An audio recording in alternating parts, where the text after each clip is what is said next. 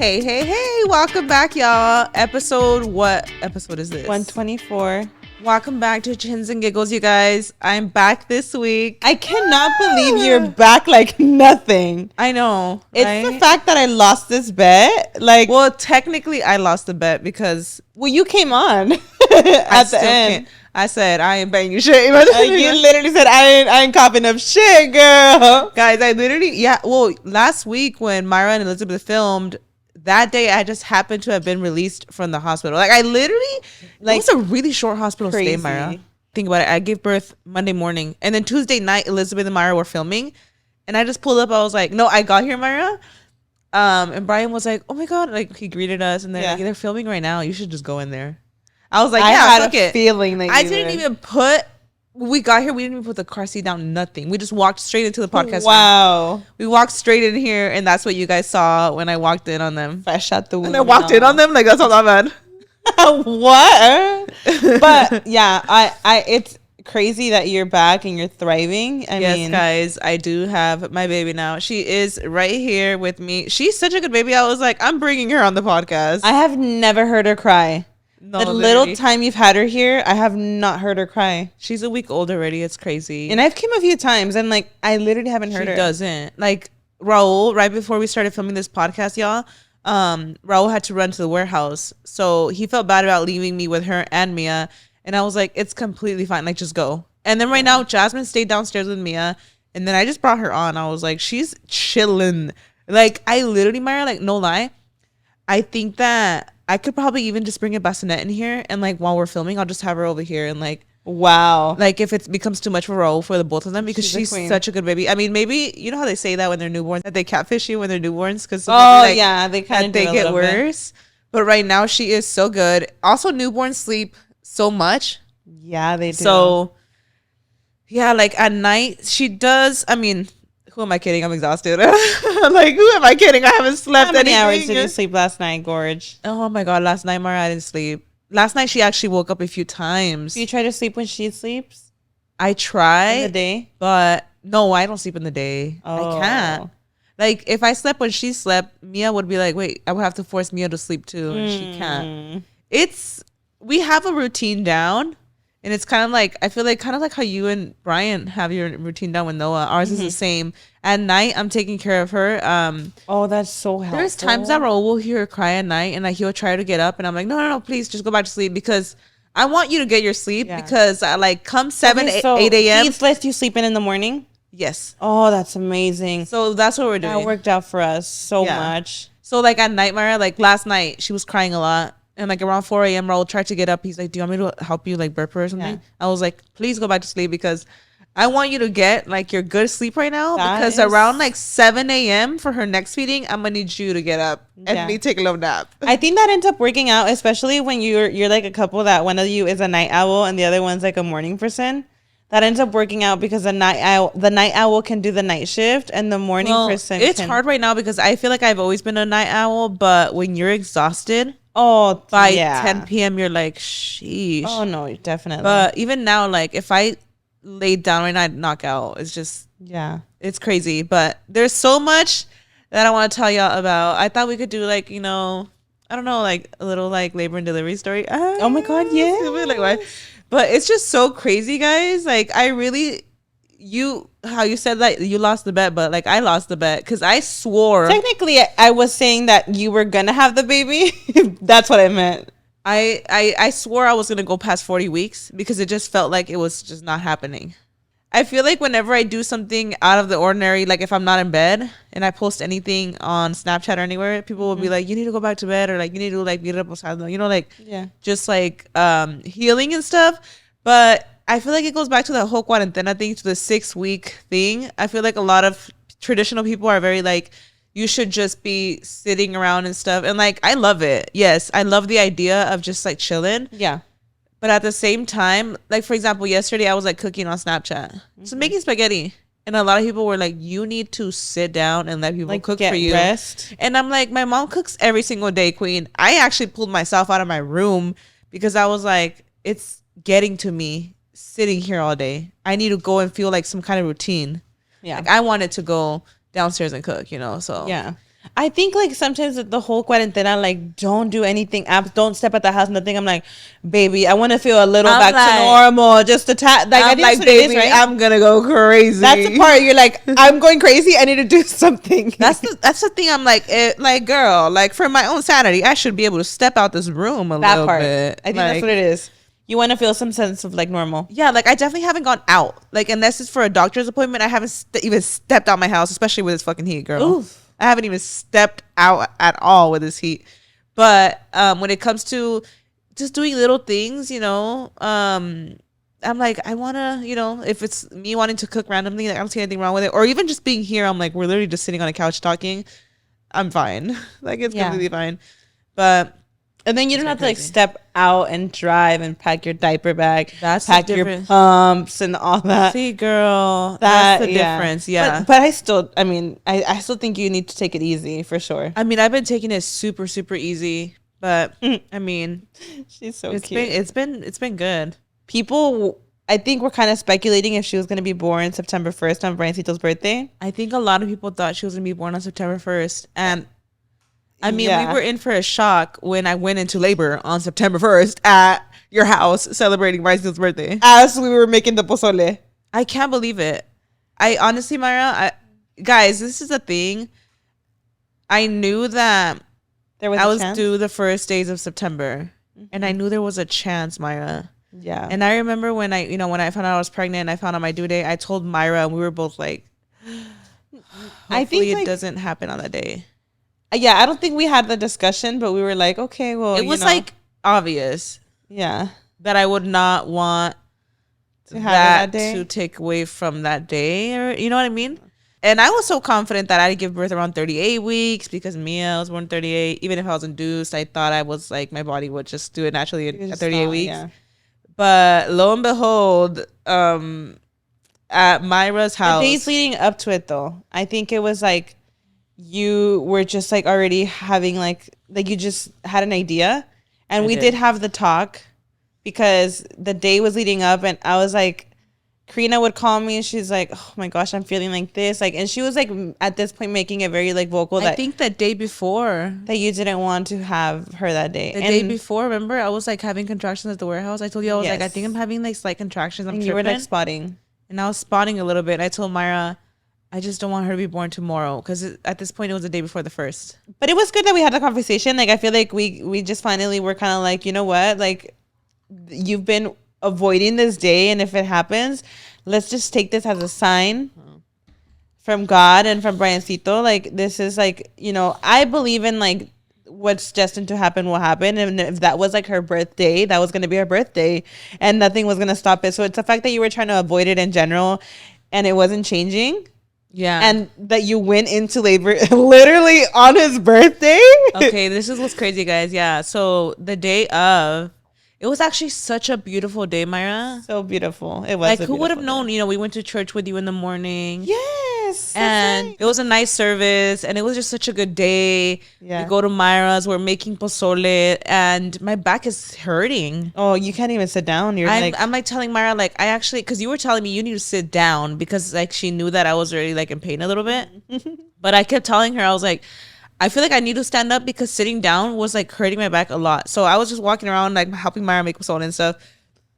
And out of nowhere, like I just feel, this is around like already like 4 or 5 p.m. Huh? I forgot. Yeah. 3 p.m. or so. 3, 4 p.m. I feel like really moist down there. Moist is crazy. Moist is crazy. So I start feeling like, I'm like, what the heck was that? It was not my water, but I just had a crazy amount of blood discharge. Girl, this is a lot. Listen, y'all, if you don't want to hear about discharge and birth and labor and all kinds of, if you don't want to hear about all these like crazy liquids coming out of you, click out right now because this is a birth story right now. Mm-hmm. And it gets messy. But it was just a lot. Like the day before, I had like little twinges of blood. Yeah. But that day, accompanied with the back pain, I was like, okay, what is this? We just knew that you were like in labor. I was like, something's happening. I knew something was happening. Yeah. Mommy. I knew something was happening. I didn't know if it was like just my mucus plug or what, but I feel like I had already passed my mucus plug. I don't know. I was just like, I'm tripping, but like I knew something was going on. Like the fact that even after that, you stayed hours. But the thing is, Myra, like it was so manageable. The pain, I was like, maybe I'm in early labor, which could last like a couple days. Which it could last a week. It's true, because I feel like a lot of people think right away that they would like admit you. A lot of the times, I mean, unless you're like fully dilated, but if you go in there, send you home. Even with contractions, they'll send you home. Yeah, a lot of times they send you home, and you could have a bloody show, but that could mean that you could give birth in a week or two. Like I could have been sent home and been like, well, it's just your mucus plug. So I didn't want to overthink it. And honestly, the contractions were really manageable. It was just like back pain. I just remember it was back pain. And I was like, also I felt a little pressure. Like I felt like a lot of pressure on my bladder. I was like, I know she's like descending. I knew she was going down, but I just didn't know what was happening. So then I'm there like an idiot, like, it's fine, I'm fine. And everybody's like freaking out, saying like, Karina, are you sure you don't want to leave? Myra was like, do you want to just leave to the hospital? I'm like, no, it's okay. But this is what's crazy about it, you guys. My doctor had been watching me. I don't know if I had mentioned it the last week, but my doctor had been watching me all week. He had been seeing me like literally every 2 days because my amniotic fluid was starting to decrease. Yeah. And it was looking a little bit low. So he had actually told me the last time I had seen him, he said, I want you to come in on Sunday because I need to check your amniotic fluid, and I want you to go straight into labor and delivery because there's a chance, like if it's low now, there's a chance I'm going to have to induce you. Yeah. And I was like, oh, shoot. And the moment he said, come in Sunday. And Sunday was Briancito's birthday. September 1st, right? So yeah. I left the office, and I remember I was just like, okay, that's fine. But in my head, I was like, I cannot get induced on September 1st. In my head, I was thinking that. Yeah, you were like avoiding it at all costs. I was like, I can't do that. And I told him, I texted him, I was like, I don't know if I could do September 1st. I told him, like, you know, like that's his birthday and like he knows the story and everything. Yeah. And he's like, it's okay. He's like, you know, celebrate that day, do whatever you guys are going to do. Come in at night. Because like, even if you get induced, you wouldn't, you would probably give birth the next day anyway, you know? Yeah. So then we're making food at Myra's house, guys. Like, fast forward, you know, this is my doctor. I was going to see me regardless that day. Yeah, but you did have to make your announcement. You're like telling Raul, like, of course, because I think Karina was like a little scared to tell him because my suegra was there too. And I was like, it's fine. Like, it's not like a bad thing. I know, and then like my suegra hears it and she's like freaking out. I'm like, oh no, she's actually like already like due. Because she heard like you were bleeding. She was like, oh my God, what's going on? Yeah, I was like, my due date's like in 3 days. I'm fine. yeah. It was like literally, I was like days away from my due date, like 3 days away. So I told Myra, I was like, I have like a lot of discharge with blood. And you were like, Taro. So I was just there like, ugh. So hours go by, we're making food. I just wanted to be there for everything. Like we did the cake cutting and all that. Yeah. And then the good thing is I had my hospital bags packed already in the car because I had just seen my doctor 2 days prior to that. And my doctor was seeing me so often. He had already had me pack my stuff like a week before. Because he basically, every appointment he would make, he'd be like, bring your stuff because this might be the day because of your amniotic fluid. Like decreasing. And to me, I was always like, I didn't want to get induced, but for me, like if my amniotic fluid is decreasing, that's a good reason to get induced because like I want my baby to be okay. So I was already going in with an open mind, you know? Yeah. But it's just crazy how things work out.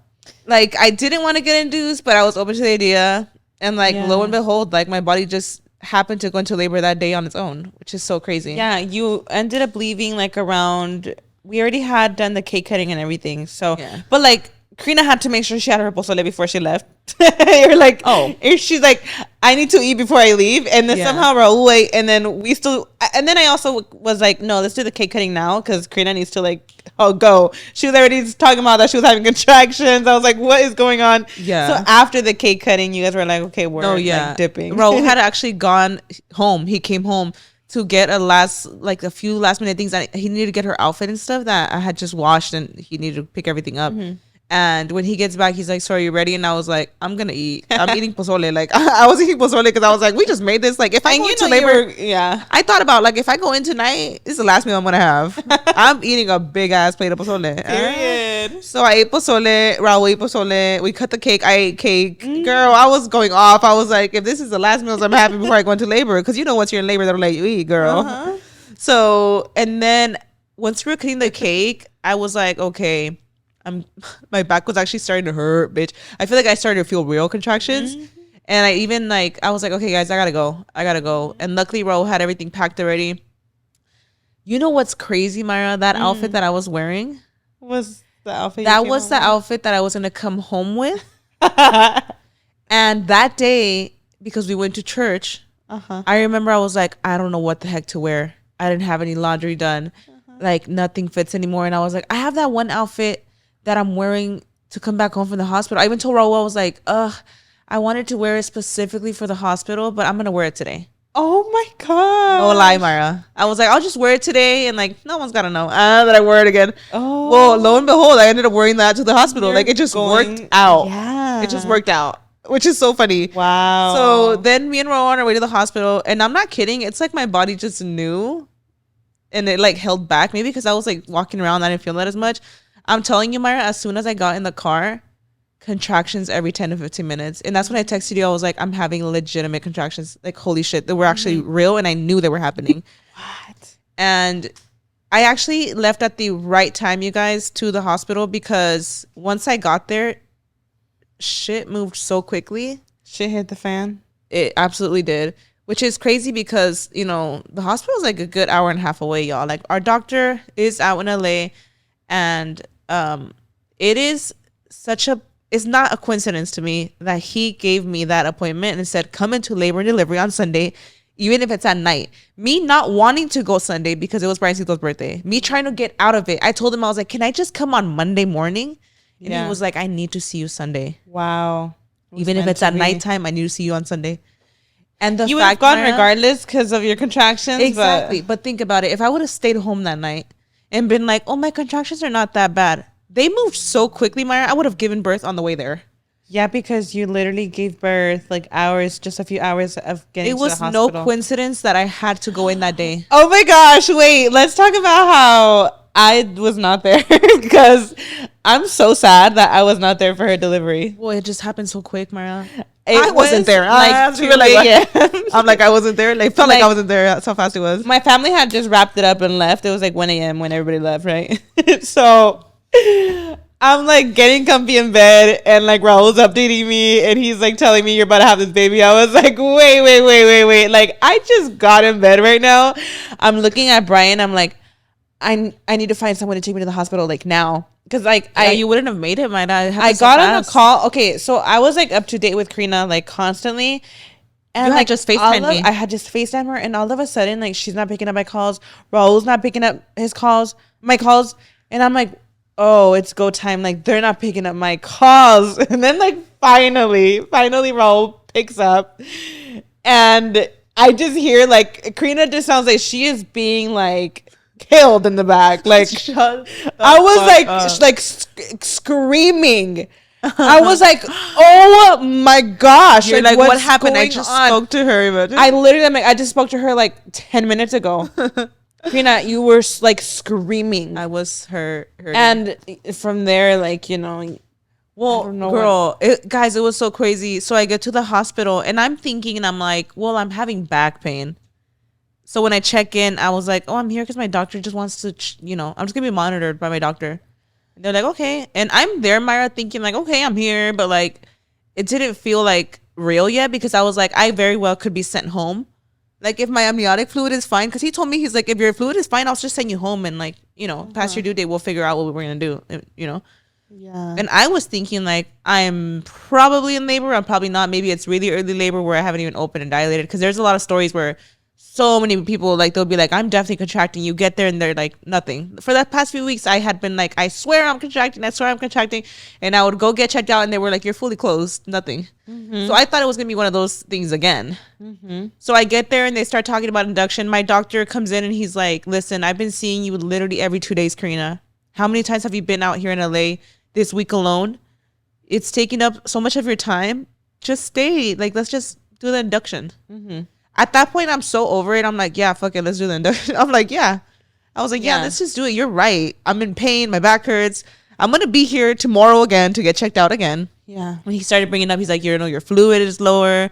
Like, let's just do the induction. But first, we're going to check your cervix, So they check my cervix, and I'm thinking like, hopefully I'm at least, my cervix is thinning out. They check, and lo and behold, I'm 4 centimeters dilated. And I'm like, yes, I'm so happy. And you're dealing with it so well. You're not even like in pain. Like and that. I'm thinking like, oh my gosh, I'm 4 centimeters dilated, and I just have like slight back pain. Like, I wasn't sure. I don't know. I'm talking like the contractions probably like at a 2. Like, yes, I felt the contractions, but they were very manageable. Like super. Like if they would have told me you're fully closed, I would have believed it. So I text Myra. I'm like, oh my God, Myra, this is crazy. I'm actually in labor. I do the baby mama dance with Raul.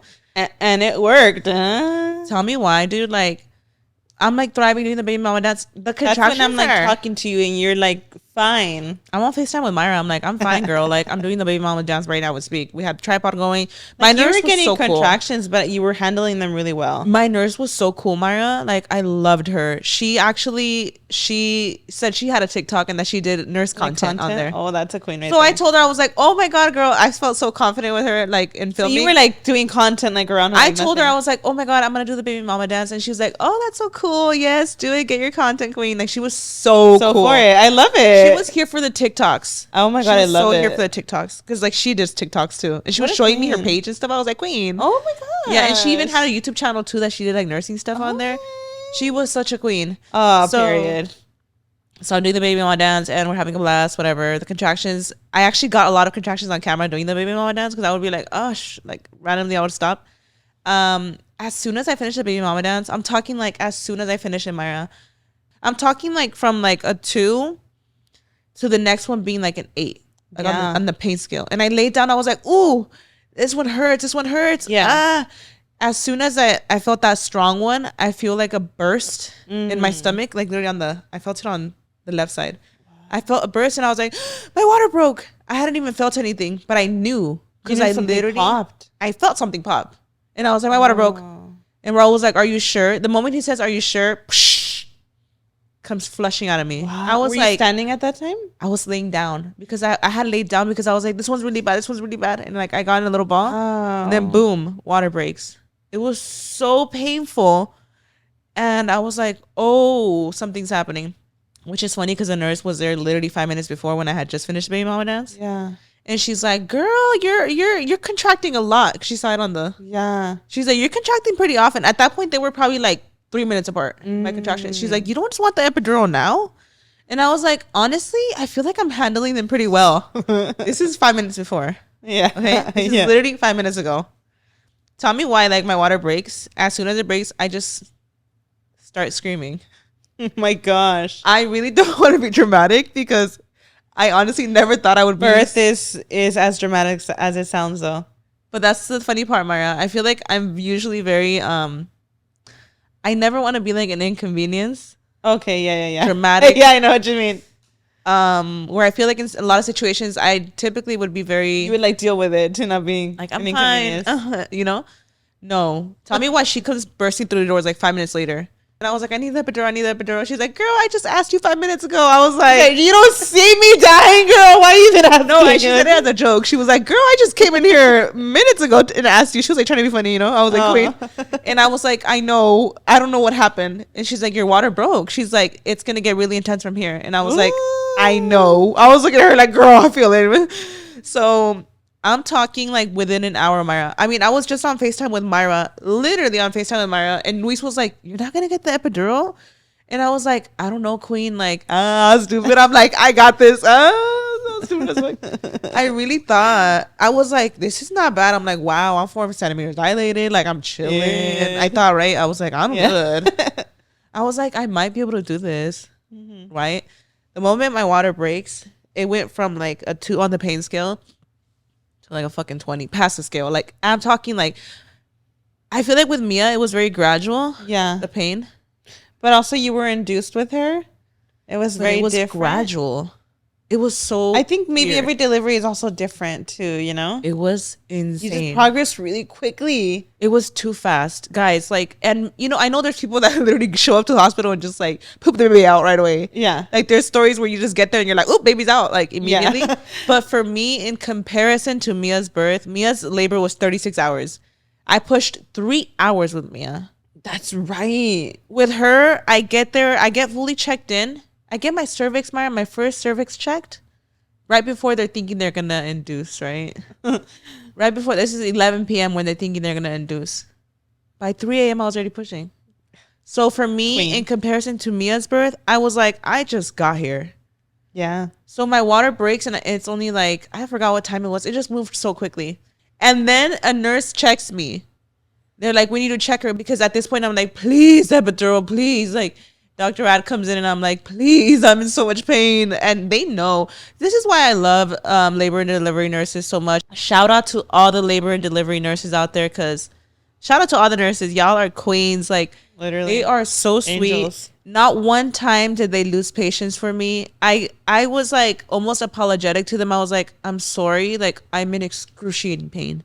And not one time did they catch an attitude with me. And not one time did they were so about it, like so like team me, that they were like, we need to get the anesthesiologist in here now. Oh, I love they were such queens. Like, they were so like, they knew I wasn't fucking around. They knew that I was in pain. They see it so often that they know, like, okay, this is like for real. And they could tell what stage you're in just by looking at your pain. They were like, this girl has to be complete. I was like, complete. What does complete mean?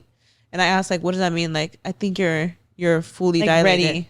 Yeah, like, they were talking amongst themselves, like, and the baby ya había bajado? You know, there's like she was descending already. I was like, I need to poop. Sorry. They were like, whenever you feel like you need to push, just let us know. I was like, I'm gonna shit myself. And that's when, you know, I think I literally said that. I was like, I'm gonna shit myself right now. I need to go to the restroom. And they were like, no, don't push. You know, they start freaking out, like, don't push. Doctor's not here, don't push. So at that point, my doctor's there. Oh. And he's like, I was about to start a C-section right now. I cannot even imagine the chaos. Yeah, like, it was a little chaotic between themselves, because he was about to start a C-section. He had just been happening to be walking down the aisle that I was in. Oh my god! And he heard me in there, so he was like, let me check in on her. What's going on? And then that happened. And the anesthesiologist was in that room too, because they were about to do a C-section. So the nurse is telling me, like, we'll do the C-section. We'll do the epidural. We're just going to wait a little bit because she just went into a C-section.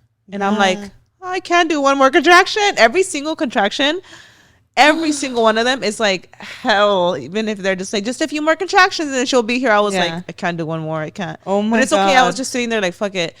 The nurse checks me. She's like, I need someone else to check her because I don't feel any cervix. Oh, so they're thinking I'm fully dilated. I'm like, no, man. I was like, no. So then Dr. Rad comes in. He's like, I'll check her. And he's like, I think you're a 9. It's because they couldn't find cervix, but I guess like in the back there was a little bit of cervix at some. So that's how they check, like, if you're fully, like, when your cervix is not, when it's fully complete, there's no more cervix. And that and like they measure, I guess, like with their hands too. You know how they measure? Okay. But the point is, you're ready to push when you're at a 10. Yeah. And he's saying, he's like, she's super low. She's ready to push, and he's saying that I'm a 9. And he and then somebody comes in. Doctor, they need you in the OR. They need you. Like, you need to get her started. I'm not leaving until she delivers. I'm like, he is such an icon. Guys, this is why I love my doctor. He's such a king. Why am I even getting emotional? Like, for what? Literally just mentioning the doctor. Like, what? No, he was just, I was just in so much pain. The fact that he was like, I'm delivering her. I'm not leaving the room until she delivers. I was like, you are a king for that. Because he saw that, like, he thought this baby was about to slip out, you know? Yeah. So then he's like, I'm gonna need you to push, Karina. We're gonna have to do it without it. I was like, no. They were so sweet though. Oh my god. I think you're emotional too, because it was like so chaotic in that moment. I was in so much pain. I was literally crying, like, no, please, I can't do it. Oh my god. Literally cry, like begging for that. Like, you were like a queen for that though. The fact that you were like already 9 centimeters with no epidural. Okay, so this is what he said, Myra. He thought I was 9 centimeters, right? And then he's like, it's just like, I was squirming in bed, so it was like hard for them to even like check me fully. But he was just like, she's super low. She's got to be like he said like a 9, and she's like, this baby's ready. Like, she's low. She's gonna come out soon. Yeah. And he's like, I just need to deliver you. He was like, okay, do you think you could just deliver this baby without the epidural, Karina? Like, I know you could do it. I was like, no. He was like, no, please, no. Imagine it. I literally was begging, like, please, I'm begging y'all. But I love that he like even just gave you that option. They were so supportive, Myra. Because I feel like a lot of doctors, like, they don't even give you the option. Okay, the thing is, they give you the option, but they're telling you, like, you could do it, queen. So they're basically saying, like, we gonna do this, baby. Oh my god. And the nurses were like, we know you can do it. Like, you know what's gonna help you with the pain? Pushing. I was like, girl, I ain't doing none of it. You ain't pushing her out.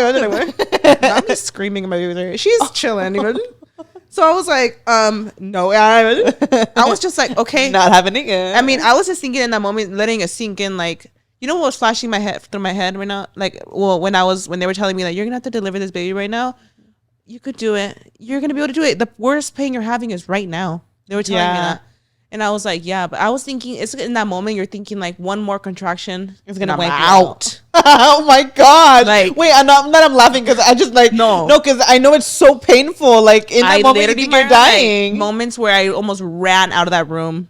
Oh my goodness! Almost jumped out of bed and just ran. It was, girl, not the baby slipping out of you like while you're running. Want to jump out of your own flesh. Shit! It was. I thought Mia's contractions were bad. I don't even know. Maybe I forgot. But I was like, this is next level shit, bitch. I was like, maybe because I was like fully opening, you know? So then out of nowhere, when they're telling me like, you're going to have to do this, like, you got this. Mm-hmm. And I was like, immediately, like the ring of fire pops into my head. Do you know what the ring of fire is? Yeah. Like when the baby's like when right there. You're crowning.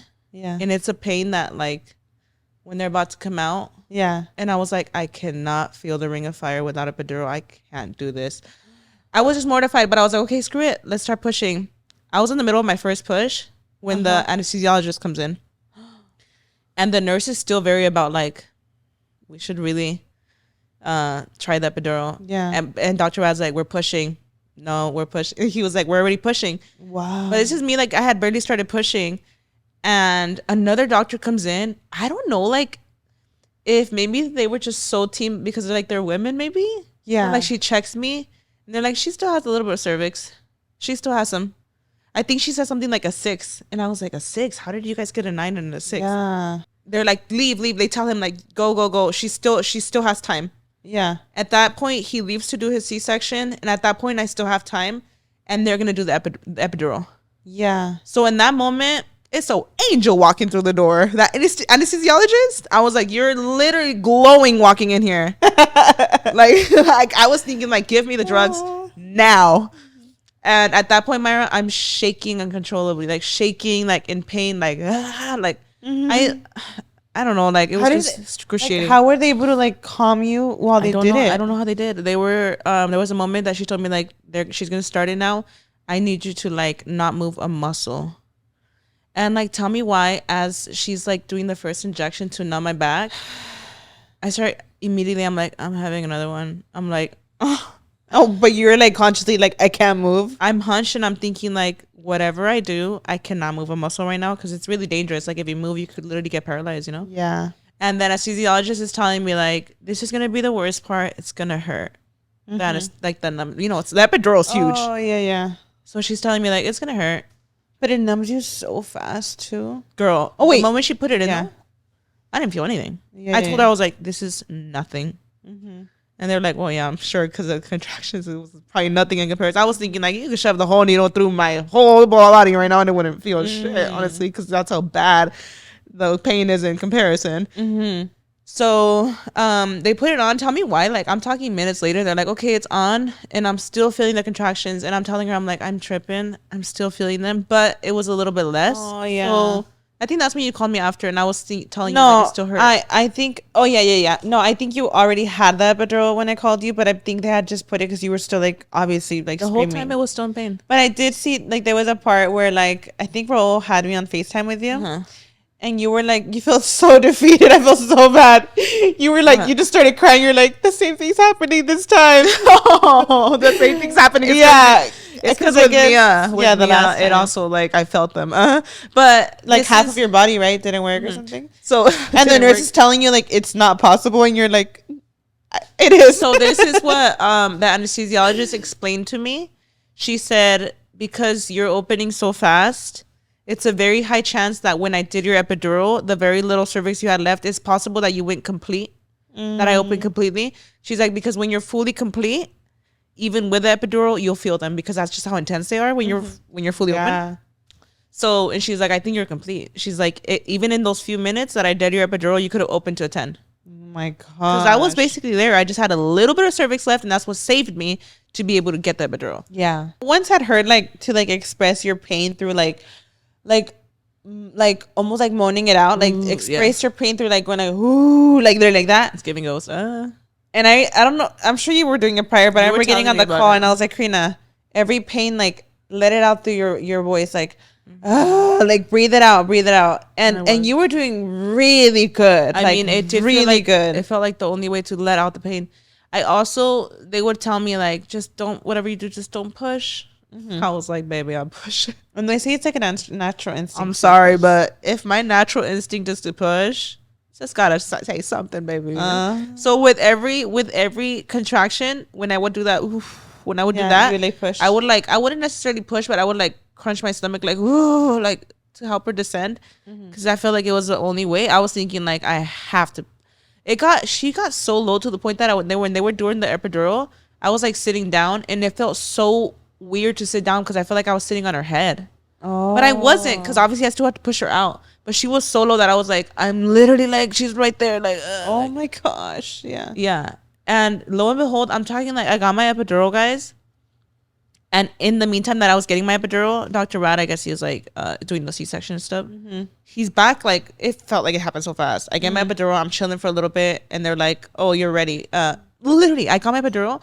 As soon as another doctor came in, he's like, I'm gonna check your cervix one more time because they think you're complete. Because I was still in pain. Yeah. He checks me. He's like, oh, yeah, you're complete. You're ready to push. But if you want to wait for a doctor, like, you could wait. And I was like, I'll wait. At that point, yes, I was feeling them, but it was a little bit more relaxed. And I was like, I could handle these. I'll wait. Yeah.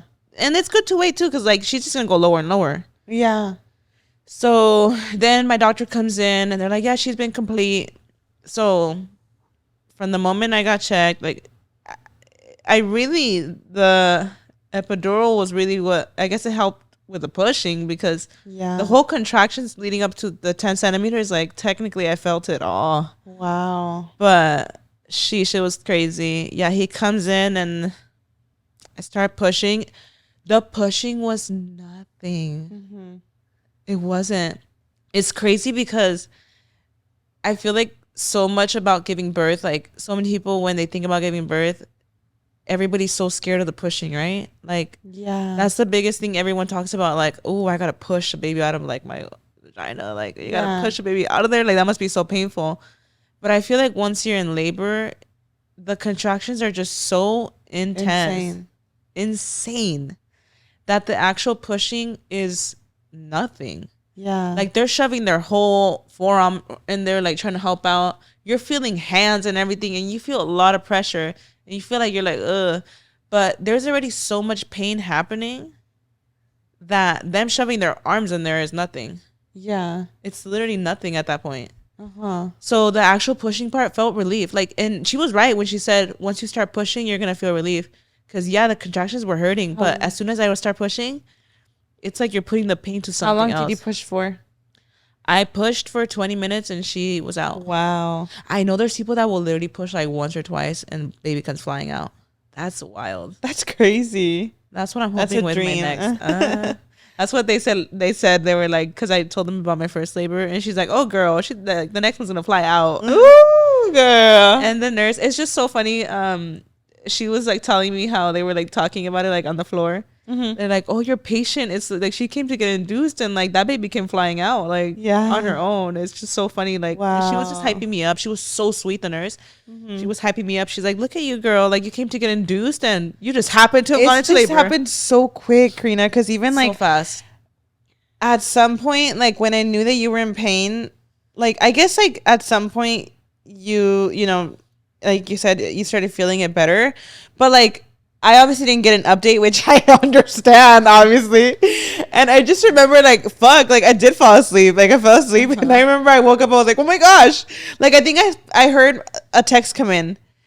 And it was Raul, and he put, she's here. I woke up, and I screamed. I was like, oh, my gosh, what? We're like, wait, what happened? I had a feeling because, I mean, you were already, like, I already knew you were, like, about to have her.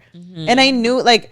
I literally, there was a point, it was like 2 a.m. I had to like have a serious talk with Brian. I'm like, what do we do? Like, I'm not about to drive to LA by myself at 2 a.m. I'm like blowing up Luis's phone. I'm blowing up Jasmine's phone. I'm like, who wants to go with me?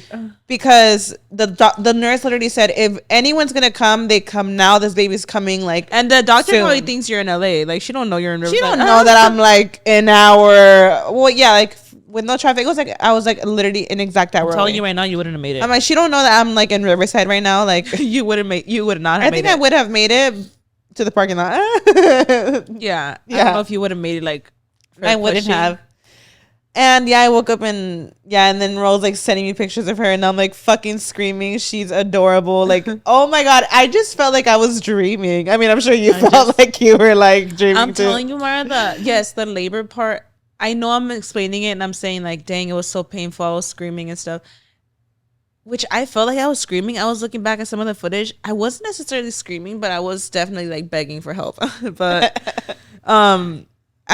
it was pain. Those, I feel like I only had like a really like 15, 20 minutes of really bad pain, because that's when everything happened, from my water breaking to the epidural to like you're fully open. Yeah. Everything happened within like an hour. It feels like I kind of went from like, I heard I was a 4, and then I heard I was a 6. Right when my water broke, they said 6. Yeah. And then from 6 to 10, it was like within like 20, 30 minutes. It was just really, really fast how I opened. Insane. Yes, it was intense for those 20 minutes. Yeah. But when it came to pushing, I had so much energy. Maybe because the epidural was starting to kick in a little bit. Yeah. That I was like, this is so easy. Because with Mia, I had pushed for 3 hours, and I remember being so exhausted. I remember like pushing and feeling like I was falling asleep between contractions. Wow. This time I was having full-blown conversations with the nurses. Mm-hmm. Like full-blown conversations. I was talking to my doctor. Like, I was like, you don't sleep, do you? Like, you're here at 3 a.m.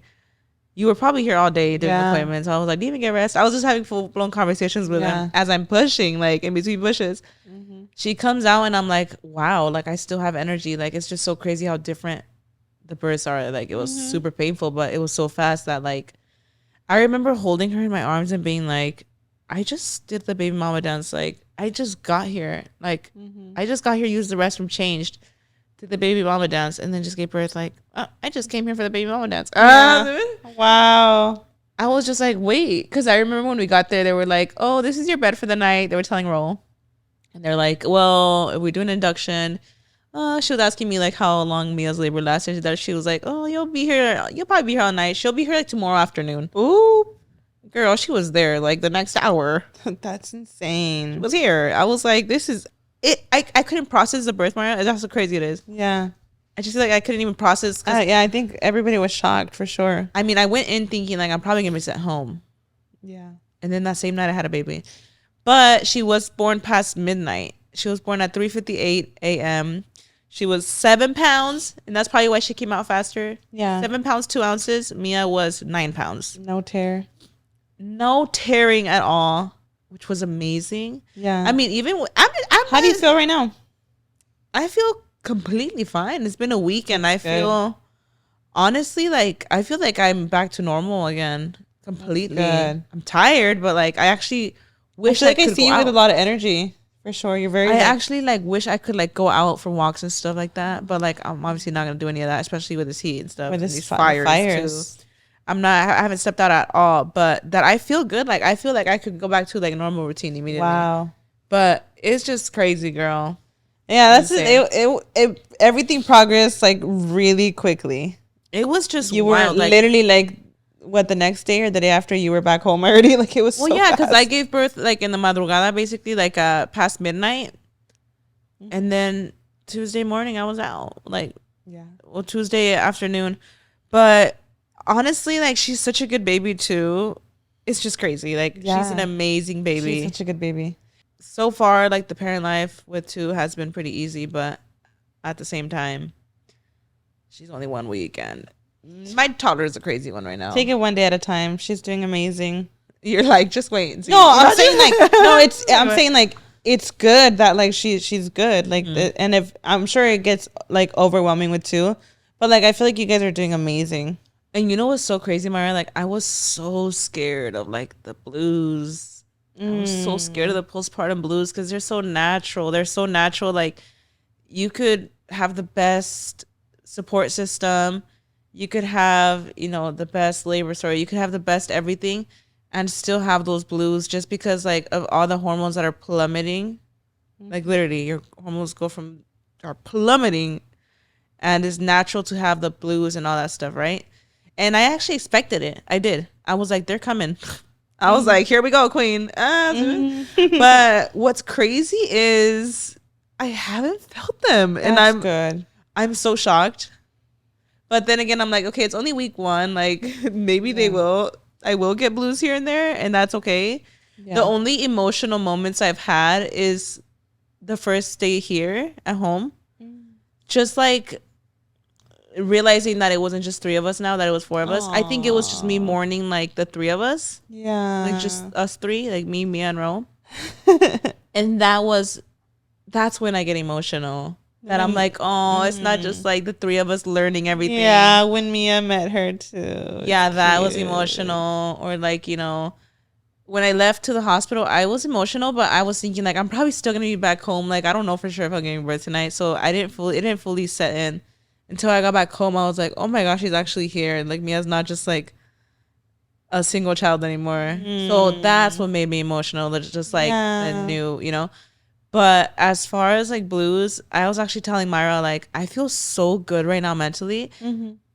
I feel like so much confidence in parenthood right now that I'm just like, I got this. I don't know what it is, but I actually feel really good. Who knows how I'll feel in a couple weeks? I don't know, I don't know how long it takes, but I feel great. Good. And I'm so grateful for that because that was like my biggest fear, queen. Wow. No, but you're doing good. That's what I'm saying. Like, take it a day at a time. There's going to be days you probably, like, if you do feel him, like, that's fine, Yeah. Like, but she's a queen. Like, wow. She's gorgeous. Maybe she'll, I forget how little they are. She's tiny. She's, like, doing so good. Right now, but I don't know if you could see. You probably can't really see her. She's knocked out right now. But I'll put pictures up here. Oh, my gosh. She had a photo shoot today. Oh. Her newborn pictures. So cute. She's so adorable. She's such a queen. I have to admit, y'all, I don't always make it to the shower after my workouts, okay? I love using a whole body deodorant to help with odor. And this pregnancy has me sweating twice as much, y'all. And I'm gonna be honest, I hadn't found anything that I truly liked until I discovered First Aid's Beauty Whole Body Deodorant Cream. Full body, guys. Girl, I be using it too. Not only does this really work and keep me smelling good, it feels so good on the skin. I would never rub a regular stick deodorant all over my body. That just sounds so uncomfortable. So I love that First Aid Beauty's whole body deodorant is meant to go anywhere. Literally anywhere, girl. And let me tell you guys, the cream formula is so soft and smooth. It dries down quickly anywhere I put it. And the best part, it doesn't leave any streaks. Oh, that is the best part, girl, because those other deodorants be ruining my clothes. Anyway. First Aid's Beauty whole body deodorant has been a lifesaver this summer. I stay smelling good no matter what I do throughout the day, girl. And I've got a toddler, girl, so I'm running around all day. First Aid Beauty's whole body deodorant cream is safe to use on sensitive skin, y'all. It targets odor at the source with clinically proven 24-hour protection. And it's dermatologist and gynecologist tested, so you can feel good using it all over your body. On your pits, under boobs, rolls, feet, anywhere, girl. Where the sun don't shine. What? Trust us, if you haven't tried First Aid's Beauty new whole body deodorant cream yet, now is the time.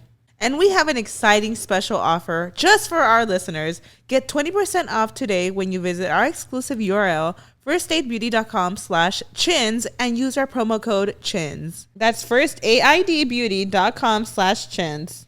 Don't wait. Go now to get 20% off with promo code CHINS at firstaidbeauty.com/chins. How much do you think you're paying in subscriptions every month, mama? The answer is probably more than you think. Yes, queen, a lot.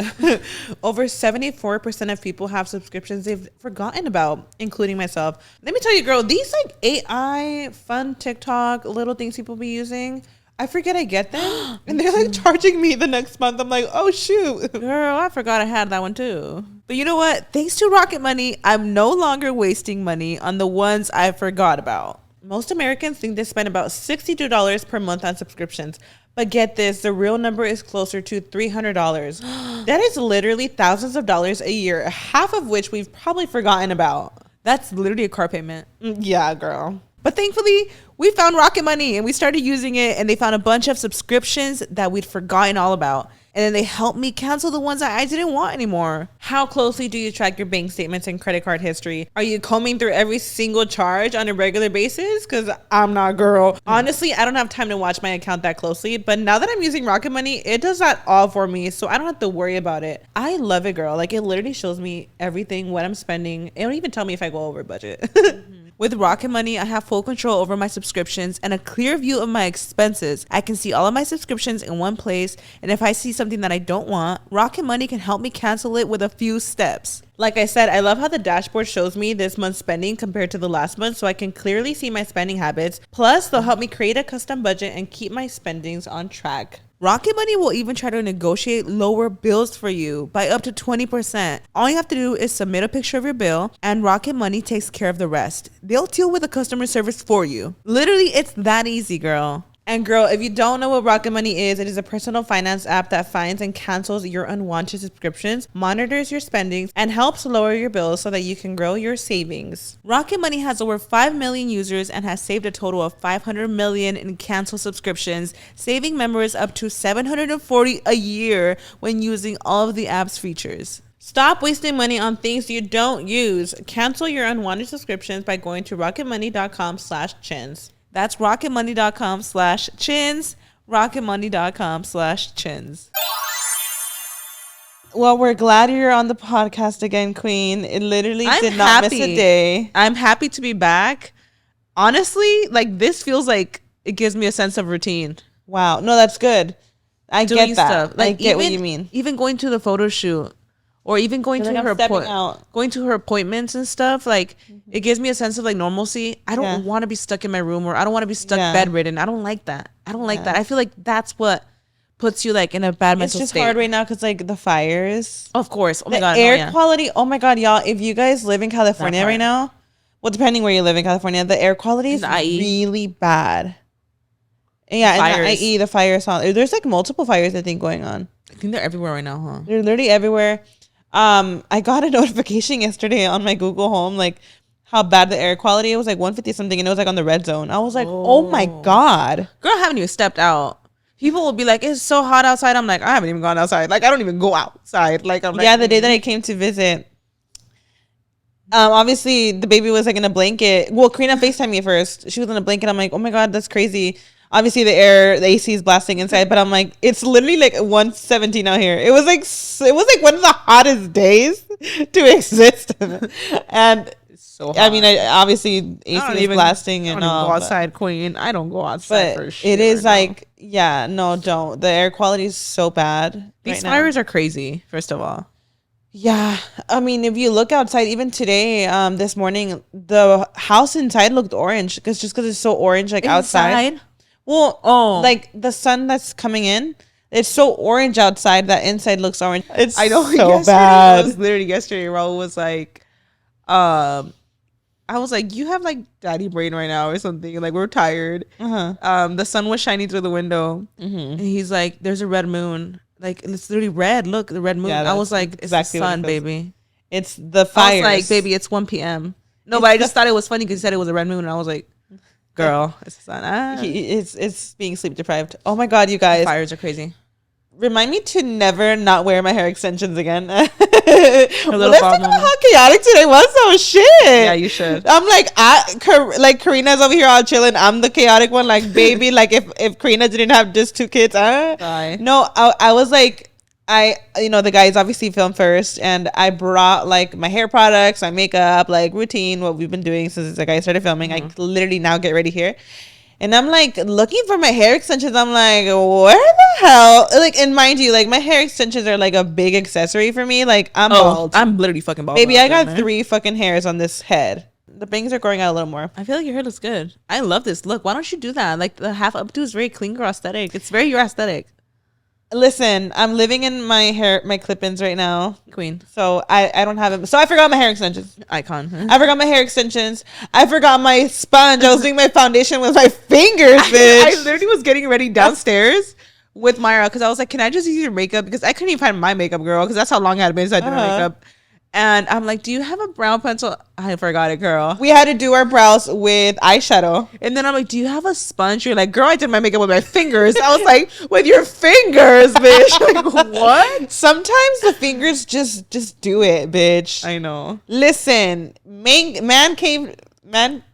caveman days, they were doing their makeup with their fingers. I was just kidding. Like, they didn't have any makeup. They didn't even got makeup queen. I know, right? They had Let me tell you something, though. I have never felt my face so smooth and just felt like my foundation was sinking into my skin with these fingers. Like, I feel like it really did it. I'm like, okay. Because sometimes I'll be putting, like, tinted moisturizer, and I use my fingers. So it's not new to me. So it's like, okay, just wipe your fingers.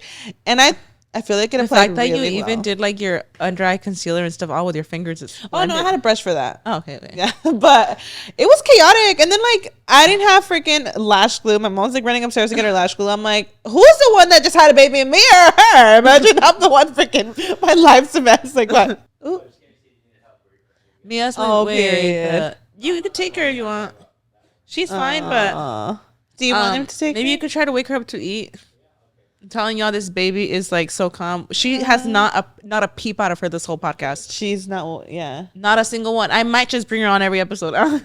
She's a queen. If you she have to. literally doesn't make a sound. How would you say Mia's doing right now with the baby? Honestly, she's doing so good. It's crazy. I really thought that she was gonna be, jealous. I didn't know what to expect. Yeah. Hold on. I'm like, this is like. Are you fajándote already? No, not yet. I ordered one on TikTok Shop. Oh, that's good. I ordered my first postpartum faja on TikTok Shop. She's pink. Like, why? Oh, she's pink. It's pink. It's really cute. Oh, shoot. So I got it on TikTok Shop. It should get here any day now. So I'm going to start fajándome because, I you just look feel like everything. really snatched right now. Maybe it's the leggings. I don't know. But I definitely have that, like my uterus, I still feel it a little. Oh yeah, the uterus takes a couple everything feels a little loose right now, like my organs. So I just want to I notice when I wear leggings and tight stuff like that, it feels good. So I'm like, I need to put on like a postpartum faja. So it's gonna get here any day now. But Mia has been handling it so good. I really thought like she was gonna be jealous because I'm like, okay, she's 3. Like I wasn't sure if she was gonna feel really sad that that we're paying so much attention to a baby. She was so happy the moment she met her. Everything happened so fast. She didn't even get to go to the hospital and visit me or anything because it just happened so quickly. Yeah. But when we came home, she got to meet her and she was so excited to meet her sister. Yeah. Like she ran to her, huh? Yeah. Ran to her like, oh, my sister's here. Like she was so excited. And I had told her, I was like, we're gonna go get baby sister out. And like she brings it up to like, oh yeah, the first couple of days, she's like, she's not in your belly anymore. Like, the doctor took her out of your booty. She said, "Oh, out of your booty." I'm like, technically, yeah, but you're close enough, queen. Close enough, baby. But she is so happy. She has not had any jealous moments. There's, what I have noticed that she's a little bit more emotional. Like, you guys have noticed. She needs like more attention, and that is something we've noticed that like. Her tantrums are a little bit. You gotta be like easier on her a little more because you could tell she's more sensitive right now. That's the word. She doesn't show any jealousy towards her. The only difference I've noticed is like she's more sensitive. Like usually when you correct her behavior, it's like, okay. Like now if you correct it, she's very like emotional about it. And I think it's because she's trying to cope with being a sister now. But overall, she loves her so much. She literally wakes up. The first thing she does, like, good morning, baby sister. And she wants to change her diaper. She wants to feed her. It has to be so emotional when you have like another kid. It's so I can't even cute. like picture it. Like I would be a mess. Myra, honestly, I think it's what makes you so confident in it. Like I think that's why I'm so confident about it this time. I don't know if it's like the experience, but in general, experienced and stuff. No, but even like with your other baby, like helping you and stuff, and like I don't know. Even she makes me feel confident about it. Like she's so helpful. I'm like, you're only 3, and like I'll send her to go get me a diaper. I'm like, go get me a diaper for sister. Go get me wipes. That's iconic. Go get me her bottle. It's in like my bag. You low-key have a little helper. She's so good. I really thought I was like, well, she's only 3. Is she gonna be able to help me much? She is so helpful, Myra. What? She will literally like the other day, like she wanted to change her diaper, like a huevo. No She's way. like she wanted to be the one to change it, and like I let her. I was like, okay, like you're gonna wipe her, and it was just like She just peed. So I was like, yeah, go off. And she was like doing it. I was like, you are such a good helper. Come on, mother. She's a mother. She is so good, Myra. She even wants to hold her, and she'll be like, don't like to not help her hold her. But I'm like, I have to help you, baby. Like, you can't hold her head. Like, I have to help you. Yeah. But she is the best sister. Oh my gosh, she's so much more helpful and so much more, just I guess than I expected. Like, for real. I never thought of a 3-year-old or hands on. You know, they sleep a lot, so during the day, if I need to go to the kitchen and I do something, I put her in her little bassinet that I have downstairs, and I'll just tell Mia, like, check on sister real quick. Can you check if she's awake? And she'll go over there like, she's sleeping. Or she'll tell me randomly, like, baby sister's awake. Or just if I go to use the restroom and I put her in that bassinet, baby sister this or that. Or she's so sweet. Like, she hears how I talk to her and like she'll pick up on it. Yesterday she was crying and like I had her laying with her and she would be like, I know, baby sister, you're hungry. I was like, I was pumping and I was like getting her bottle ready real quick. And Mia was telling her like, I know you're hungry. I know. Like, I was like, you're such a queen for that. I don't know. She was giving very mother. Imagine. We love a mother. And she's so soft with her too. Yeah. Like she's so like, oh, like she touches her little head. And I'm like, you're literally a mother. She's a great sister. An amazing sister. And I didn't know what to expect. I can't wait to see, like, obviously when the baby is like getting older and see how they play and stuff. Yeah, I'm sure like years later they'll be like the las greñas, imagine. Oh yeah. Who knows? But right now, oh my gosh, she's in love with her sister. I love that for her. The other day she was crying and she was like, oh, my baby's crying. My baby's crying. Yeah, she's like, my baby's crying. She's so cute. Yeah, she loves her so much. Oh my gosh, beyond exceeding my expectations of how great of a sister she is. I love that for her. So I love that, but it's crazy. Anyways, enough about, you know, the whole labor and delivery story. Enough about me, Queen. What are the topics for today, Mama? What we talking about? Okay, I have a question for you because I asked you a couple of days ago and I'm hoping it changed because how do you not know about this? What?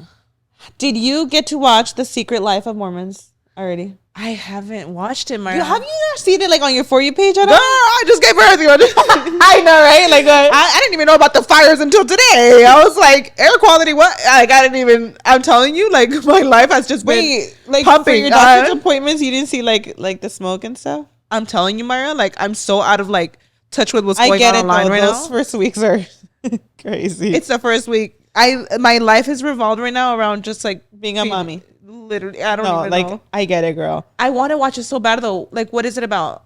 Okay, so is it a show really or a documentary? Long story. Do you remember Mom Talk on TikTok? Mom Talk? Yeah, it was these Mormons. So Taylor, do you know Taylor on TikTok? I think I came across. She was a Mormon. She created Mom Talk, and it's a bunch of Mormon moms that would do TikToks together. Okay, so it's kind of like Team 10 house, but like Mormons. Yes, but they don't live in the same home, but they create content together. They're a bunch of Mormon moms. So Taylor, she got into a really big scandal because she ended up like cheating on her husband. Wait, did this scandal happen like a couple years ago?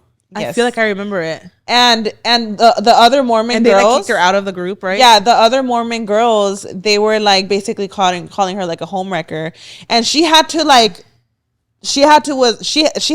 put her foot down and like she went live. It was something crazy. She basically exposed like the whole Mormon talk. She was like, first of all, we were swingers. Yeah. So she exposes like everything. Wait. I had heard about this scandal. Yeah. Maybe like a year or two ago. Yeah, it was like a couple years ago. And it was, I mean, they tore her to shreds. They kicked her out of the group basically. She was a homewrecker. Why? She had to like basically, she was like, nah, y'all ain't gonna drag me down when all of y'all was messing with each other. Like I was not the only one. You're kidding. But here's the issue with Taylor. I have to watch this right the fuck now. But Taylor, she's made it very public, like on podcasts and everything. She's very like remorseful. Like she knows what she did and she's like trying to like learn from her mistakes because she admits to she ends up catching, so she was like swinging, they're all swinging, right? And she like admits to like she ends up catching feelings for someone. Oh, okay. When you say swingers, sorry, I'm just asking you. When you say swingers, are they all just like sleeping with each other? It soft swinging. What do they mean by soft? What was their soft terminology? Swinging, her term for it was like they were fucking in front of each other, like on the same bed, and like the guys would just touch the girls while they would do it. That was soft swinging. Hold on. So they try to justify it because they're watching. And even when you watch the show, the girls end up talking about it. They're like, oh, I think like, you know, like they probably didn't understand that it was like fully swinging at that moment. You guys just need to watch the show because they have a moment where they talk about it. Because the girls on the show were not the swingers. It's just Taylor on the show that was swinging. Hold on. So they're not all swinging each other? No, okay. So this is where I'm getting to. Okay. Well, she said they were all fucking. This is why you have to watch the show because a lot of the rumors are cleared out because when Taylor spoke about this, all Mom Talk, everybody assumed that all of Mom Talk, all of them were swingers. That's what you would assume, right? So it was only a few in the group. It was only a few in the group. So all the other moms were like, what the fuck? Like, you literally just ruined all of our reputation. The church now thinks we're all swingers. Oh. Like, girl. I was sitting here thinking, y'all. But, like, I get her intentions. She was trying to clear her name. She's like, y'all calling me a homewrecker? Like, you've been messing with my man. I've been messing with your man. What she's basically saying is, y'all come in for me, but you know half these other bitches are swinging too. Yeah, like the ones coming for me are swinging too. Like we're all making out with each other's mans. The soft swinging for me is I don't get the soft part. But that's the thing. So even when you watch the show, the girls still think like, because they're talking about it, you're like, yeah, apparently they were like soft swinging, and someone even does make a comment like, but they were still so they were sucking dick, but like for them they were not fucking, so that's soft swinging.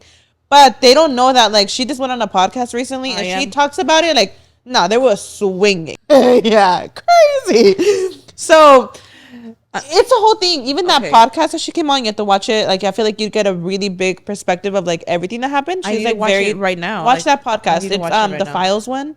Yeah, Nick Viles, Vile Files. Watch Vile Files. They just did an episode with Taylor. I want to know what the show's called. It's on Netflix. Yeah, The Secret Life of Mormons. I'm watching it right now. Of Mormon Wives or The Secret Life of Mormons? I'll find it. Yeah, something like that. So, insane, Karina. Insane. So, she actually does openly talk about this on the podcast, how they were, like, actually swinging. So they were hardcore swinging. Yeah, they were hardcore swinging. I guess on the podcast, she does talk about, like, her best friend. Her best friend. It first started off that they were, like, making out. Like, the guys made them make out at a party. Oh. And mind you, these girls that are on the show would go to these parties, but they cleared their air on the show. They were like, no, like we were not part of this like swinging scandal, like definitely not part of it. And it's like it's believable because the ones that didn't make it on the show, like there's rumors that those were the ones that were swingers, but they just don't fuck with Taylor because she like exposed them. So it's hard. There's like rumors, like allegedly they were somebody was swinging. It's just no one's gonna own up to it. You know what I mean?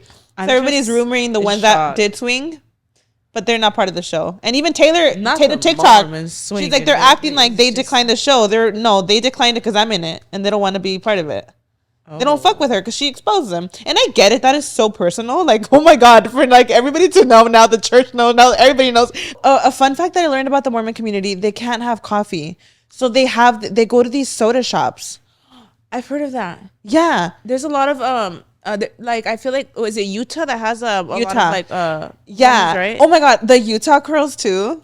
Like these girls have bomb luscious thick hair and they have like Utah curls. Oh, the Utah curls. I've known people like on TikTok sometimes like some people are not for the Utah curls. No, these girls like one of them is a hairstylist. No, I'm trying to like hit up her salon. I think they're do they live in Utah? I'm not sure, but I think they do. The hair, like all these girls' hair are just like. I got so inspired. I'm telling you, when I came today, to Utah. I was gonna do the Utah curls, and then I was like, wait, I forgot my hair extensions. I'm telling you, like, you're gonna be so inspired by their hairstyles. I'm done. I was shocked. Inspired by their swinging. No, definitely not that. I was shocked about the coffee thing. I was like, oh my God, that's so cool that they actually make the sodas like different flavors. Well, I remember trying like a soda on TikTok, and everybody in the comments was like, this is so common in Utah. Yeah. And it's like Coke with like creamer and stuff. Yeah, they try like there's like names for it. It's like different. They don't drink coffee. And also because they don't drink alcohol at these parties, they get together and they try like different sodas. Like that's like their.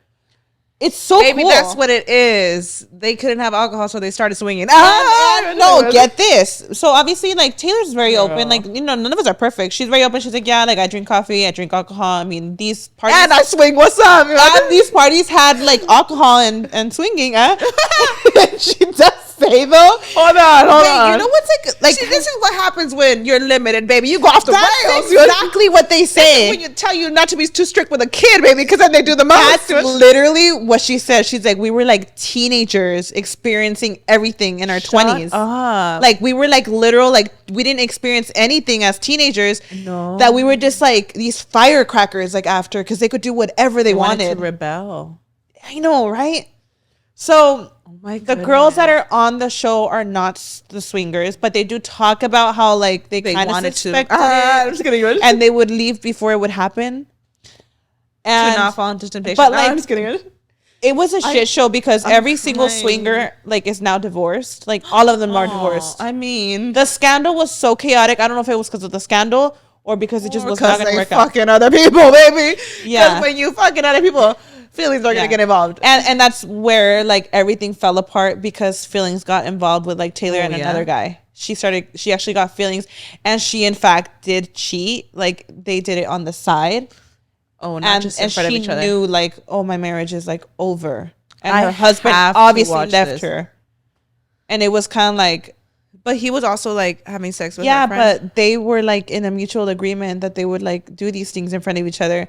But like she did this behind like this was like a just watching y'all fuck each other is beyond me. Oh, it's beyond me. The swinging is beyond me. It's beyond me. Do you, right? Like, do you, like, that's fine. I gotta say though, I love Taylor. Man. Like watching the show, I do love Taylor. Like, spoiler alert, I expected Taylor to be the villain. I love her. Oh, okay. She's a queen. I think she's owned up to her mistakes, and you could see how like it's affected her. Now she's like really trying to work through it, because like I could see how that would like, you know, mentally really fuck you up. Like you lost your family because of it. Like do they have kids? You know, so like she had to go through a divorce. It was like chaotic. So you could see it like in the show how it's like been affecting her and how she's coping with it and everything. I'm crazy. Shook. I need to watch crazy, Karina. You need to watch it. It's just such a good show, and you get to see like, you know, like we all make mistakes. So, you know, some of them they call them like the real Mormons, and some of them that like they're kind of like sinning, and the other ones are angels, and what? Like some of them are more like strict. There are some of the girls on the show that do not drink, that are a lot stricter, and so it's like kind of like judgment here and there is like who's like more of a sinner, who's not. Oh, it's a good show. I love it. Wow. I love the show. And it's just like they're regular girls. Like they're just and I feel like people expected you know, like when they hear like Mormons, like it's good to see, like I guess it's a breath of fresh air. Like, oh, we're all the same, you know. Yeah, I know what you mean. Yeah, like we all like it's a breath of fresh air. They're swinging and shit, you know. No, they're not swinging. It's just funny. Oh no, I know. Yeah. Sorry, it's because I know what you mean. Like they're not all swinging, but it's just like that's such a big part of it. Yeah, that's just funny when you have to watch it. I recommend you watch the Wildfires first with the episode with Taylor. That's a podcast. They did a podcast with her. Would I get more context that way? Like if I watch 1,000%.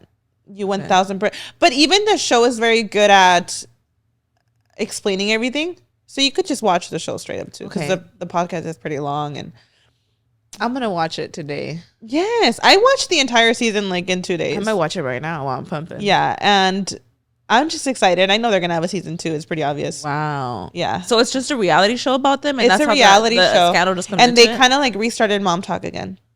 Oh. So they're iconic. Okay. I loved it. Okay. Yeah, I highly recommend that show, and I was very inspired by their Utah girls, so I can't wait. No, literally, Karina, you're gonna look at them like their hair is like everybody's like trying to do the Utah girls right now because of them. I swear, Karina. I like saw luscious hair. I saw the Utah curls on TikTok. No, but they do it like really like y'all's hair looks good all the time. Queens, honestly. Like they all have a specific look. Okay. Like they all have the same hair, like same style, like queens. Oh my god, I have a little like weird fact for you that I was just like, what the heck is this? Like, how is this? I mean, respect the countries, like everybody's ways of living, but I was so shocked, Karina. Do you know in the UK, people don't rinse their dishes when they wash them? I saw that on TikTok. I'm so confused by that. People do that. You know how do you wash your dishes? Fact? Well, you know, the way I do it is like My mom's always just like grab like a Tupperware and she puts water and then she puts some Dawn in there, mixes it up, and that's the water you use to like wash all the dishes. Yes, I do that too. And then you like scrub each individual one. Rinse, rinse, scrub, rinse, and then put it away. Yeah, and on the dish rack. Or like on the rack to drip the juices. Yeah. The water. From what I've seen, look, this, not everybody does this, because I've seen some people comment like, no, I live in the UK and I don't do it like this. But then there's people confirming like, yes, we absolutely do this here in the UK. And I'm like, ooh, okay. What is it that they do? So they fill the sink up with water, put soap, throw the dishes in. It's kind of smart. Which is smart. They go in with a scrub. Up all the stuff, probably. Yeah, go in with a scrub the food off. Okay. Well, the food probably already fell off because you were soaking them. Scrub it. Soap is on the dish. They don't dip it back in the water? You know how it looks when you... Soapy. Put it on the rack. They don't dip it back in the water? You would think, right? Maybe some do dip it back in the water, but like you're still dipping it back in the dirty water. Like in the suddy water. The water is still soapy. Yeah. I did see a TikTok where they literally just had the dish with soap on it and they put it on the dish rack. I don't know if they were exaggerating. Wait, so... But that they probably dip it back in the water. Maybe there's a chance. But the fact that it's being dipped back in the dirty water. Oh, yeah. But people are saying, like, you guys are missing the point. Soap literally disinfects. Like, that's the point. And I'm like, so wait a minute. Listen, I'm going to rinse my freaking dish, girl. Look, girl. Yeah, I don't know. I saw a little bit about it and I was so confused. I was like, do they really do that? Or is it like just... I think they... I literally like went beyond to like Google like British people washing their dishes, but I couldn't find much. Mm-hmm. That's so odd. Yeah, everybody does it differently. Cause I mean, I feel like even like in our household, like my mom's always taught us the whole like little Tupperware. Cause a lot of times, Mario, like not everybody does the having a plate of water and mixing in the Dawn soap. Mm-hmm. Not everybody does that. Yeah, not everybody. Some people, I don't know how soak up like with soap. Some people use soap on every dish, probably. Yeah, but I feel like literally for us, it's always been like you grab a random and it has Tupperware. To be soapy. Like if it's an old container of water, like and it doesn't create the soap, I'm like, nah, fill it up again. Like put clean water and do it again. Yes, that part. You know what I mean? Let's talk about unusual things that other countries do that are not common to us. Mm-hmm. Okay. So, have you like heard about when people put their babies outside, like to take a nap in the cold? Because I guess the cold's like good for them. It's a thing in Nordic countries. They leave their babies. Nordic. Oh. Nordic countries. They leave babies to nap outside because it's like cold. Like they'll literally be outside in their carriola, sleeping, and you'll see this so like this outside, like even people's houses. Real? Outside, like, yeah, and they're just there. But these are countries that you really have to trust that no one's going to take your child. Like, well, maybe they're just that secure out there. But why? Is there like something about the cold? I think it's like the cold that's good for them. What? Yeah. Okay, that's news to me. Listen, immediately I'm like, wait, why would you leave them in the cold? But like, I feel like there's so many different traditions and cultures. Like, I'm like, okay, maybe that's y'all's thing. That's probably y'all's thing, so I don't say anything, Yeah. But it's like, what? In some Scandinavian countries, such as Norway, Sweden, and Denmark, there is a tradition of allowing babies to sleep outside in their cribs or strollers. Some say that this tradition is based on the belief that fresh air and nature are important for a child's development. Is it cold in those places? Others say that the cold helps babies' health and strengthens their immune system. Whoa.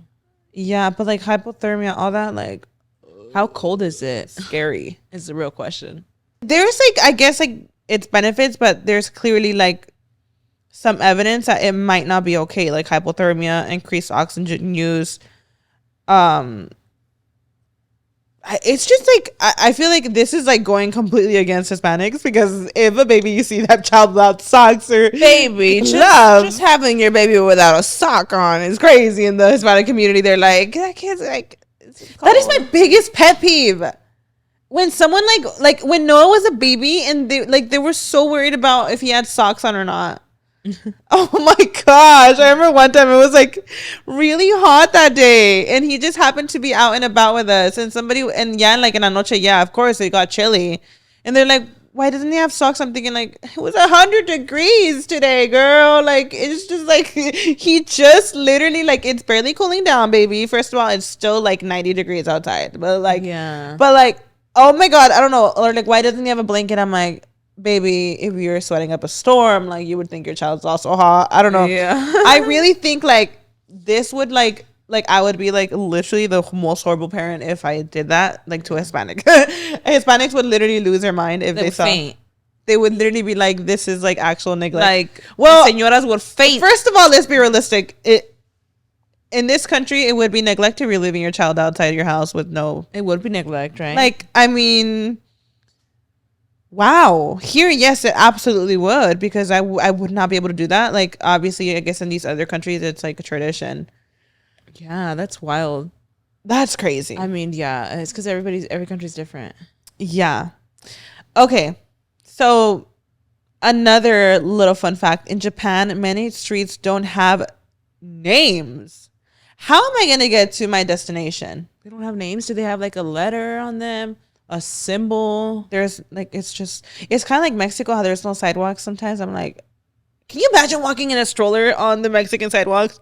You don't. Oh, it's like up and down, baby. I'm walking in the street at that point. At that point, you're just walking the streets, baby. Those if y'all have not gone to Mexico, just look at the TikToks, people walking on those sidewalks. Yes. Oh my goodness. That is another fun fact because that here would be like, you know. Yeah. Having no street signs or nothing. Sorry, I'm so engorged. Oh my gosh. I was gonna bring my LVs because I can't do this. Oh my God, that has to be exhausting, how the whole pumping and stuff too. I just need relief. Like, Yeah. I just need to get those pumps on it. Like, this is giving me rocks right now. Rocks. Did you know that in Brazil, women prefer to lighten their hair instead of removing it? What do you mean removing it? Yeah, like they prefer to lighten their hair. What hair? Any hair. Like they prefer to bleach their leg hairs than shave it. Really? Mm-hmm. Oh. Is that like a new look? Oh my God, it's like in I think it's in Japan where like even just having a big butt, you're like, it's weird. Oh, well, there's different beauty standards. Yeah. There's different beauty standards. Like I've heard like. I mean, a BBL in Japan would just be outrageous to them. I think they would actually faint if they saw a BBL queen out there. Like I feel like for them, like having like the skinniest butt is like iconic. For them, like nipped and tucked, no ass. Period. I mean, it's because it's like there's different beauty standards. Even their makeup is different. Mm-hmm. Very like animated makeup, vibes. you know, like if they saw like the Latina beat, they would probably be a little spooked because to them it'd be like not the carved brows would be crazy to them. In Colombia, hot chocolate is served with slices of salt cheese in it. You know what I saw somebody on TikTok doing? I don't know where they were from, but I guess it's really common in their country. She was drinking coffee with like a slice of butter, and she was eating the butter. Like, oh wow, that's like just biting into the butter with her coffee. That actually reminds me that people put butter in their coffee. I saw that too. That sounds really good. This girl was literally like, she was just chilling and dipping it like bread. No, she wasn't dipping it. She was just like taking bites out of her butter and drinking coffee. My arteries are shaking just. And people were commenting like eating butter straight up like that is crazy. And some people were commenting like it's actually like a really common delicacy. Where she's from. And then I started like going into a rabbit hole. Butter is actually not really that bad if you're like eating just like high fats. But obviously if you're eating bad and then eating high fats like butter, then that's when it's bad. Wow. I don't know. I just thought it was crazy. And it actually looks so good, low-key. She make that shit Sometimes, look good. Like the strangest things like taste the best. So she made it look so good, Myra. Like, I was like, I want to bite of that butter. Salted cheese in hot chocolate. That kind of I've heard about cheese and hot chocolate. Like that actually sounds like I want to try it. We should do that. We should start trying like random stuff that's different. That actually sounds good. In France, milk is stored at room temperature. Isn't France like they don't have AC and stuff? Or is that that a different country? I think that in a lot of countries, Myra, the AC is like a US Wait, thing. the milk no se perder. No, that's real, Myra, because when I went to the UK, the AC was Ultra pasteurized milk. What? Oh, well, you know what it is about They these also don't serve you countries? cold water at restaurants. Yeah, on room that's temperature. that would like shock me. They don't serve you, cold water. I remember that. And I all, was but like, all a lot of these foods in different countries that I think is like a big culture shock for the U.S. Like the food lasts like just a couple of days because it's not like what is it called, like refrigerated. it's not processed. It doesn't have all these conservatives in it. Well, it's like in Mexico. Preservatives. Not the conservatives. Baby. Not the conservative milk. But yeah, like a lot, but that's good because it's not it's like in Mexico, bitch. If you're eating those tacos, the cow was probably killed that morning, girl. It was. Like literally.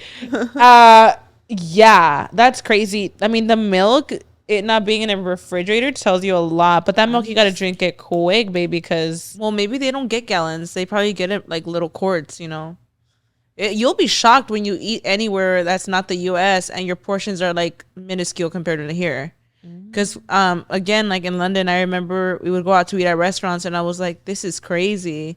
A large is a small here. yeah, our food portions are out. I mean, do we really need a big ass like half liter too? Like, it's just crazy. Like how much Have you we gone consume to here. like the gas stations, the big ass cups of soda? It's literally a liter almost, and you're like, "Is Baby, this necessary?" That's gonna give you diabetes. Like, what the fuck? Like that's when you realize. I feel like when you go to other countries is when you realize like nos pasamos de verga here. Like we do too much in the U.S. Yeah. Bro. Oh my god, did you know that in Japan it's actually really common to slurp like loudly your noodles, it's common to make that noise that if you don't make it, it's kind of weird. What? Yeah. And this is not the first time I read on it. In Japan, it's common to slurp noodles loudly while eating. It's a sign of enjoyment and respect for the food. Oh. However, in the U.S., it's generally considered rude to make noises while eating. So you're kind of like showing appreciation by like, yum. Mm-hmm. Okay. That's kind of iconic. In many European countries, people commonly greet each other with a kiss on the cheek, even if they're meeting for the first time. Oh yeah, that's common. I feel like even with Hispanics, it's very common to like. That's actually really common with Hispanics too. Uh-huh. Meeting for the first time, if it's a woman, like another lady, like, oh, like hola. But we're not kissing on the cheek like how you think. It's like a tap on the cheek. Like it depends who. Like sometimes I've definitely gotten like kisses on the cheek. It depends. There's people. Okay, yeah. Let's talk about saludando. When you saludar and you say hi, you go like that, but your cheeks are touching, right? Do you actually like kiss their cheek? No, of course not. I just have you gotten like sometimes from tias like actually kiss your cheek? Yeah, like a really loving tia that hasn't seen you in years, like hi, and they like kiss you, like yeah. Oh my gosh, I saw you when you were a baby. You're so grown now. Yeah, like that. And I'm like, okay, queen. Yeah, no, but like I'll randomly get those like señoras that like. I probably might not even like know you, but like they're just so nice. But they're just like kissers. Like their way of like saludando is actually like kissing your cheek. Yeah. And I'm like, oh, okay, queen. Like, Yeah. Like, yeah. I don't know. I'm not a kisser like that. Me either. But I've seen it. I've felt it. Yeah. It's common in Mexicans. Oh my gosh. Speaking of countries, I just thought about space. It was so random. You're like, I want to go to space. But yeah, speaking of like literally being oh my gosh, the astronauts that are stuck in space that are not going to be coming back till February. What's going on with that? And when were they supposed to come back? Oh, it was supposed to be like just like 5 days or something, right? No, mom. So now they're stuck there for. Imagine like your family like already worried sick that you're going to space, and they're like, "Baby, it's under a week. It's 5 days." And then you're here, they're stuck in space and might not be coming back until February. Was that in the air? Because I remember seeing TikToks about them saying like they're stuck, they don't know what to do. Like they didn't even know when they were coming back or if they were coming back. Yeah. So they're coming back, I think, on SpaceX. No, I don't see. They're coming back on. Is that where they launched from? No. They launched from Boeing. Oh. And people are like, I've been hearing Boeing, baby, are we shocked? I've heard so many bad things about Boeing lately. So they're coming back on ¿cómo se llama that guy that? Yeah, Elon Musk. They're coming back on Elon Musk's ship. I don't even know what it's called. Spaceship? Yeah, they're coming back on it. So how do they even I just get anxiety thinking about them. I just hope they're getting as much therapy as possible. They better be getting fucking therapy. I mean, they're sessions. missing holidays and everything. They've been there since July. Like, girl. I really hope they get therapy. They have to be. And also, I think they are keeping them busy. Like, they're constantly going, like, live with, like, no. And, like, they're being smart about it. Because I'm thinking, like, if I was, like, part of that team, I'd be like, okay, how do we going live on TikTok? I'm just kidding. No, they're all going, like, battles. They're all doing battles. Like, I'm like, I'm done. no, but it's good because I'm like, they're keeping themselves busy. They're literally Going live on scheduling them. TikTok, They're getting interviews like with like kindergarten classes and stuff. I think they're keeping them busy because I would lose my mind. Like I'm literally getting anxious just thinking about them right now. So they have no job to do. They're just stuck. Well, I think they're giving them jobs now. Well, they're gonna be there for a while. Like let's get them to do something. They're like, let's send them to Mars. You know? Yeah, let's get them to do something. But like recently, I need my freaking Queen, as you should. Recently, did you see how it's giving the submarine baby that stuck imploded under the ocean that imploded? Yeah, it's giving that. I was like, oh my goodness. I hope they make it back safe. I think they are obviously, but it's just scary because recently they were like hearing like it sounded like pulses. And they're like, where is that coming from? And everybody's like, oh, hell no. Like, the fact that these astronauts are trained for this and they don't even know what that is. What that sound is. It's just crazy. I know. So I'm like, oh my God. It just like, honestly, it gets me like anxious just to think about it because I would not be able to handle it. Like, I think I would literally go crazy. Oh my gosh. Anyways, but yeah. Absolutely not. I have guys, I look crazy. Come on, knockers. I have these pumps on right now. I can't with people getting stuck in space, under the ocean. It's just beyond me. Like, and even the ship that they launched at, like, did you see how like they just like descended it? Like it just came back to Earth. But it was so risky. Can you imagine seeing your spaceship just leave? Oh my gosh, I know. And just going back to Earth, and but you're like, here I am. They said that it wasn't worth risking because they didn't know how it was gonna land. It did land safely. But people were like, well, they should have just left with it. But it's like, no, but like if there's a chance that it might be like an actual disaster, why are you even going to risk it? Of course not. I'd rather stay there 5 years if I have to. I can't comprehend. I know that they obviously know how to get there and stuff. I can't even comprehend like how a spaceship goes to pick you up. It's got to like launch or like how they are able to locate you in space. Or like how do they latch on to bring you home?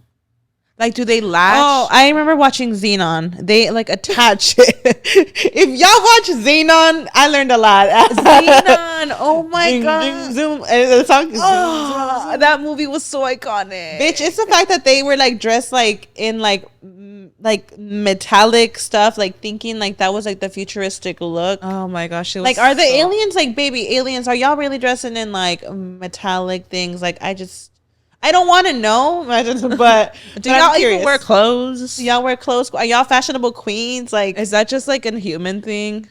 I don't know. You know, they might not even be shaped like us.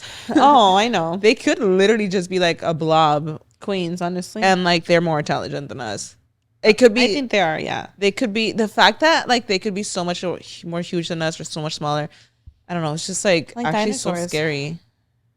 It's actually crazy. Yeah, it's crazy. But Zoom. I mean, not Zoom. That was a song. Xenon taught me that they like attach. And that has to be that way because I don't think they just like go into outer space and just get in there. Actually, I don't know. Or maybe what if they put people that have to like walk it's gotta like lock in. It's just I can't comprehend. I wanted to be an astronaut when I was older, and I'm glad I'm not anymore, girl. Because I feel like I would get claustrophobic being in space. I'm so happy. I can't. Like, imagine looking down on Earth and being like, I'm not there. Like, I would go crazy. I don't even know. You don't even know when you're going back. Homesick. You're not even, like, in your environment. You're not even on your planet. Oh, girl. No, but, like, all jokes aside, like, I've literally prayed for these people. Like, I pray that they get back home safe. And I just pray for their mental sanity. And I hope that they're getting therapy, like, right now. Don't wait till they get home. No. Like, the way that I would be having a panic attack. I'm almost sure that they've had a panic attack already. They have to train through like that stuff too. Yeah, but I think we're gonna wrap it up, y'all, because we've been filming for a bit. Yeah, we have. Let me tell you, Queen has to pump. She got to feed her daughter, and yeah, it's been an episode. But we hope you guys enjoyed this episode. Thank you, Karina, for coming back. I'm shocked to hear, Queen. Thanks for having me. Right. We hope to see you guys in the next episode, Queen. We'll see y'all later. Bye.